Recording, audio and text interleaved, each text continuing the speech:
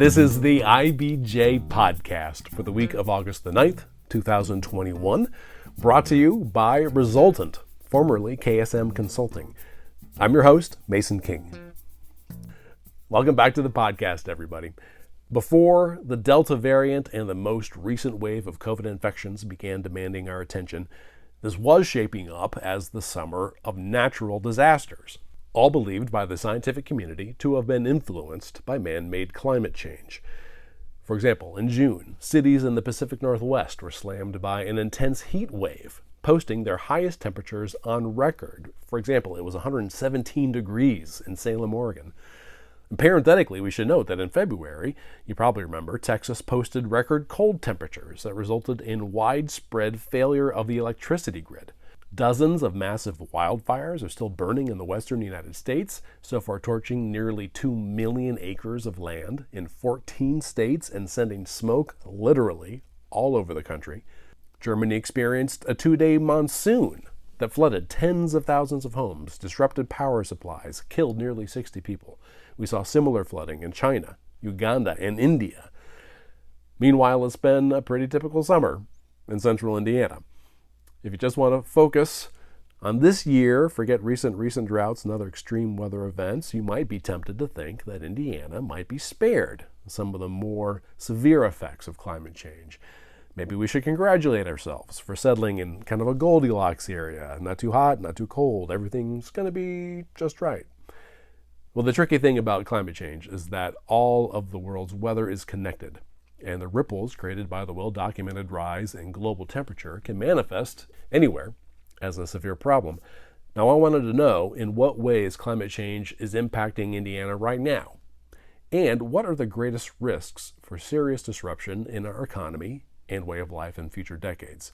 So I called Jeff Dukes, the director of the Purdue Climate Change Research Center and a professor of forestry and natural resources, as well as biological sciences at Purdue University. Since 2004, the center has been bringing together experts in many different fields and disciplines to gain a fuller understanding of the causes and impacts of climate change, and it performs regular, in-depth assessments of how climate change will affect specific industries. Here's our conversation. I'd like to welcome to the podcast Jeff Dukes, director of the Purdue Climate Change Research Center. Thank you so much for making time today. Oh, it's great to be here. Thanks. And today in central Indiana, it's 85 degrees, partly cloudy, with a 10% chance of rain, and the same forecast going for as far as the eye can see. Is it possible that Indiana is going to be spared some of the more severe effects of climate change? Well, I wouldn't congratulate ourselves too quickly, but I think that Indiana is likely to experience somewhat milder effects of climate change than some places. We're not going to have the dramatic increase in wildfires in the near future that we're already seeing in parts of the West. You know, we don't have to worry about as much about hurricanes and their intensity changing. Jury's still out on what's going to happen with tornadoes under climate change. That's not so clear. And we do expect the climate in Indiana to get hotter. And so, I wouldn't say that we're going to be spared all impacts, and precipitation changes are going to be important too. I'm sure we'll talk about this more, but I would say that, relative to many places, Indiana is potentially better off. And it's possible that we'll see people in areas that are more starkly affected, moving to places like the Midwest. I do think that's a possibility, but that doesn't mean that we won't feel the impacts and that we shouldn't be preparing for them, because there are going to be some pretty major changes that are really already underway. And we can't just lull ourselves into complacency by saying, hey, we've got it relatively good. Now, for the purposes of this conversation, we don't necessarily need to spend a lot of time proving that these events have been caused by human activities, such as burning fossil fuels and deforestation and urbanization. I know there's skeptics who are saying right now, guess what? Extreme weather events are natural, they're normal. Can we just say, to the best of your knowledge, as somebody who studies the climate for Indiana's greatest STEM university, that human activities have disrupted the natural climate and at least exacerbated extreme weather events?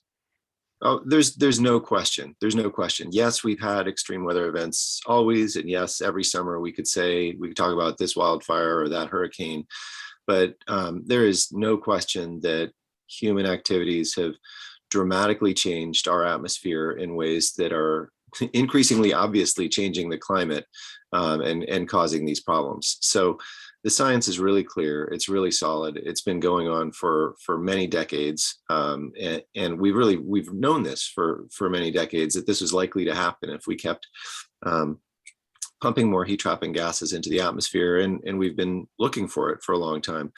So you mentioned that there are changes already underway in Indiana's climate. And I know of a few just by looking at your center's research. And the first one is that, I think, as you said, temperatures are rising. Since 1895, it's reported Indiana's statewide annual average temperature has risen by like 1.2 degrees Fahrenheit, which doesn't seem like a whole lot.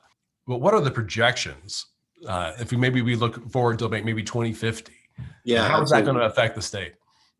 It doesn't seem like a whole lot. I mean, we've updated that to 1.3. It's been warmer lately, and whatever. It's been a couple of years, but yeah, it still doesn't sound like a whole lot. We've actually seen less warming than a lot of other parts of our continent and parts of the world. We expect by mid-century to have about 5 degrees warming Fahrenheit over the historical record. Now, under a worst case scenario, that could be maybe 6 degrees warming. Some of that warming is already included in the degree plus that we've already seen, but essentially we are on a warming trajectory, and we expect that warming is going to accelerate over time. It's interesting to wonder about why we've seen less warming than other places. Part of it may be our agriculture. We've got crops being planted more and more densely over time. The farmers are doing such a good job of that, of growing more and more food for us, essentially, and vegetation on the landscape that's acting like a big swamp cooler and cooling our region of the country, we think. And there's a limit, unfortunately, to what they can do with that. So we're going to see these global impacts of warming increasingly affecting us right here at home. And one other thing I'll say is that, you say a degree doesn't sound like much, and even maybe 5 degrees doesn't sound like, all that much, but this is an average. This is a long-term average. And when you change the average, you're also dramatically changing the extremes. You're changing those high temperature days. You're making them all the more unbearable. You're changing the length of the heat waves that we get and making them much longer. The length of time you spend over 85 or 90 or 95 degrees suddenly starts getting much longer, making those heat waves much deadlier. So there are serious implications of this. The good news is, we do, because this is man-made, we do have some influence on exactly how much warming we're going to see mid-century, or especially later this century. But the bad news is a lot of it's already baked in. So we need to be preparing for a substantial fraction of that warming actually happening. We won't be able to avoid much of it. What do you do to prepare for another 5 degrees of temperature? Yeah, you think about things like heat waves and whether people are going to be safe in heat waves. How many people have air conditioning? Of the people that don't, do they have somewhere to go? Are there cooling centers available to them? Where are vulnerable populations, and what can they do when those really hot days come? And then, there's lots of other things you think about. If you're a business, you recognize that the business decisions that you're making today that have to do with long-term infrastructure, they can't be made based on our historical climate. You can't say, if you're building something that historically was designed to be in the climate that you're in, you can't just say, oh, well, we're going to rebuild that exact thing and it should be fine for the next 40 years, because that's not the climate it's going to experience. So, in some cases that is maybe a trivial decision. In other cases, it's something like, okay, we have this culvert that's washed out, we need to replace it, or we have this, I don't know, so, pick your piece of infrastructure. We have this asphalt we've laid down. Is it is it still going to be good in the floods of the future or in the heat waves of the future? And that, I think, is a challenge that sort of cuts across society, is that thinking about conditions that don't exist now. Yeah. How do we prepare for, or how do we envision ourselves living in that future climate? And we need to understand what that climate is pretty well, I think, to be able to plan for it. And we're in our center trying to provide information that can help our state. And it's not just heat, it's also the flood. So one thing we didn't talk about yet really is the change in precipitation. And in Indiana, that's even more dramatic than the change in temperature, I would argue. So yeah, we've increased 1.3 degrees temperature over the last 125 years or so. But we've also now gotten much, much wetter over that period. And so we're getting, more than 6 additional inches of precipitation per year on average in this state. And the projections going forward are that it's going to keep getting wetter, and that additional water is going to come in the spring and the winter, which are the seasons when we don't have plants to really take up that moisture. So it's going to be running off. It's sort of useless to us, unfortunately, during those seasons, other than it's more of a nuisance than a help, I guess, is maybe the way to put it. And so we've got a plan for bigger storms. And we're also seeing already that a lot of our precipitation is coming in heavier events. The heaviest rainfall events are getting heavier. Unfortunately, those are the ones that we have to sort of design our infrastructure to deal with, because that's when the flooding happens. It's when we get those really heavy events, and we have to have culverts that can handle that, for instance. And we've already seen in the Midwest a dramatic increase in the amount of rain that's falling in the heaviest events. It's somewhere around a 50% increase in water in those events. And so that's a lot more water to deal with in our storms. And we have to be thinking forward and making sure that we're planning for that as well, if we want to avoid massive damages downstream from big floods. I think one of the things that has popped up is that the number of frost-free days is getting steadily greater. What does that mean? That just means the growing season is going to get longer, and is getting longer. So if you think about it, during the winter, you get freezes, you get days that are where we get freezing cold temperatures. And sometime in the spring, you have your last freezing cold temperature of the year. And then you have a nice period where you don't have to worry about freezes, or they don't happen to happen until sometime in the fall, when you have your first freeze of the fall. Well, that period is getting longer. That growing season is getting longer because basically because the winter, the periods of those freezes are just getting shorter. And that means we can grow different species. Different species can live here. You have the opportunity to grow different crops potentially if you're a farmer, or you might be able to think about growing multiple crops in a season in parts of southern Indiana in the future. Here's the thing that freaks me out about that. Ticks. We've been told that we need super cold winters in order to kill the ticks who burrow underground and somehow insulate themselves. And then when you have a warm winter, they pop right back up again and say, hey, what's going on? Where's the blood? So I'm worried about warmer winters.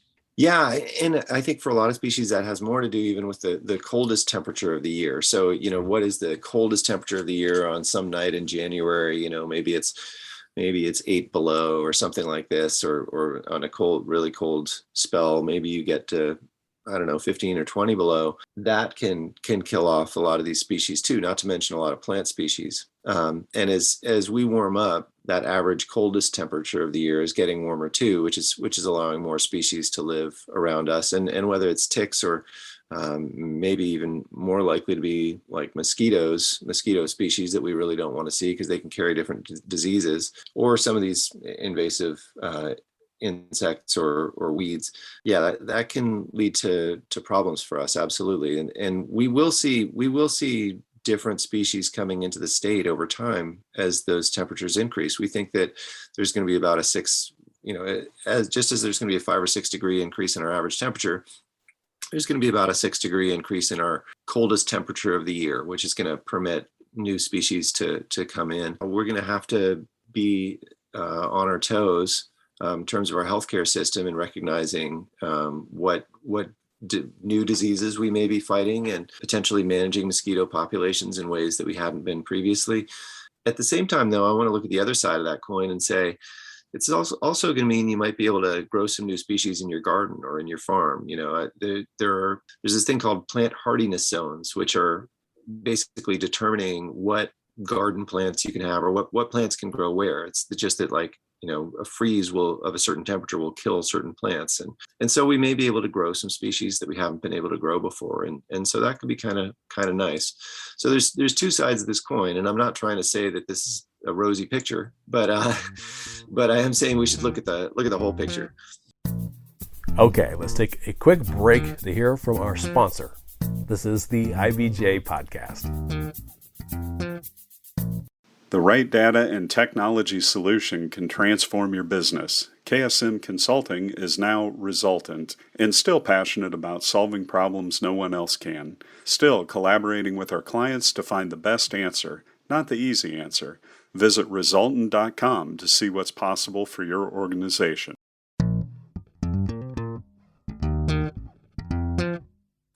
All right, we're back with this week's edition of the IBJ podcast. We're speaking with Jeff Dukes, the director of the Purdue Climate Change Research Center, about the ways climate change will affect Indiana and some of the state's most vital industries. I want to look at a few of the industries, that really Indiana is really adopted with enthusiasm. For example, you have tourism and recreation, well known as a popular destination for hiking and camping, bird watching, cycling, all kinds of outdoor spectator sports and festivals. So shifting temperatures and rainfall can either directly or indirectly affect the timing of these things, safety of these things. What are some of the lasting effects that our recreation and tourism folks need to watch out for? An obvious one is if you're in the ski industry and there aren't too many ski resorts in Indiana, but there are a few. It's going to affect the times when you can actually ski or make snow, that sort of thing. So, our winters are shrinking basically, but this is mainly about the timing of when you might want to do things. So our summers are likely to have more sort of unbearably hot days when people aren't going to want to be doing anything outside. The nice weather days are, depending on our sort of future emissions, they're gonna get pushed earlier in the spring and later in the fall, essentially. And so we might be thinking about, moving the timing of some of the events that we hold that people enjoy, so that it matches the times of year when the climate is right for them. Under really warm conditions, we're expecting we'll have a lot, or in a high emission scenario, I should say, in a future with a lot more emissions, we'd expect that we'll have a lot fewer sort of pleasant days per year outdoors. And that's one thing that sort of depresses me a little bit. Is like, I don't want to see those really nice days go away. I love being outdoors. Hopefully that won't change that much if our emissions globally aren't huge, but I think generally we will be losing some of those pleasant days per year in this future, and our nicest outdoor days are going to move a few weeks earlier in the spring and a few weeks later in the fall on average. The number of days that could be above 95 could increase substantially. Yeah, that's right. That in a high emission scenario, and hopefully that's a worst case scenario, but summers essentially become unbearably hot. It becomes unpleasant to go outside for, July and good portions of June and August. And that's just not a future that I want to see. It is a pretty dramatic change there. I'm hoping that we don't end up going down that trajectory, but we still have to expect that we're going to see much less pleasant conditions in midsummer. Let me ask about agriculture. We grow a lot of soybeans, we grow a lot of corn. How are the consistently warming temperatures going to affect the big crops in Indiana? Unfortunately, it's not a good projection there. So we can't make a perfect prediction about how changing temperatures are going to affect crops. And over time, farmers have gotten really good. I mean, our crop yields have increased. And so the farmers are doing a great job of figuring out how to grow more crops.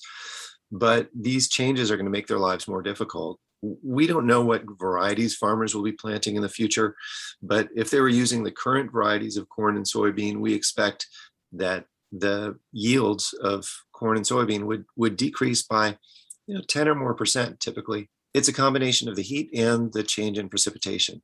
So the drier growing season is not helpful, and the really warm conditions during the growing season are also not helpful for yield.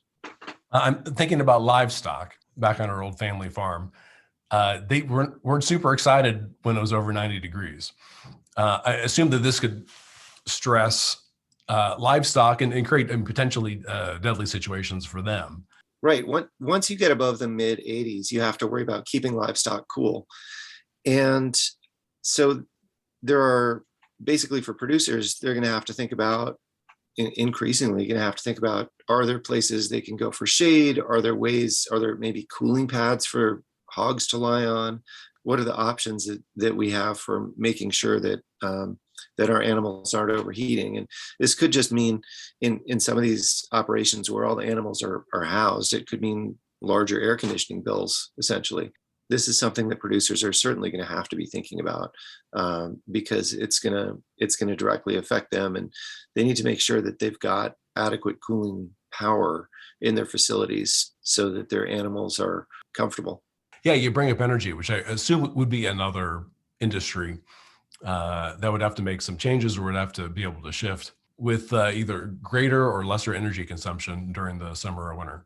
Yeah, the energy industry is affected in a couple ways, and certainly demand is part of that, right? With hotter summers, we expect that people will have more demand for electricity for cooling their facilities, their houses or their businesses. And really, this is probably going to affect commercial institutions more than residential institutions, right? It's going to affect businesses more than homes, because businesses operate during the day and need to keep things cold during the day. There are a lot of businesses that need to keep produce cold or whatever, you name it. So there's a lot of refrigeration needed by business. At home, in Indiana, we have more demand on the heating side. People need to heat their houses in the winter and need to keep them warm enough at night. So those demands are going to decrease a little bit, but the summer cooling demands are going to increase even more. And exactly how that balance looks is different in different parts of the state.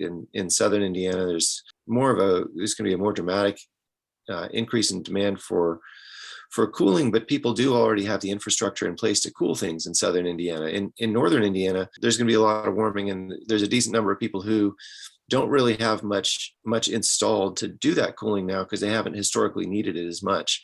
But I want to talk about one other change in energy that's maybe even more dramatic, which is on the production side. I mean, I think as we realize the potential consequences of climate change and how we need to mitigate the problem, we need to minimize the changes that are coming.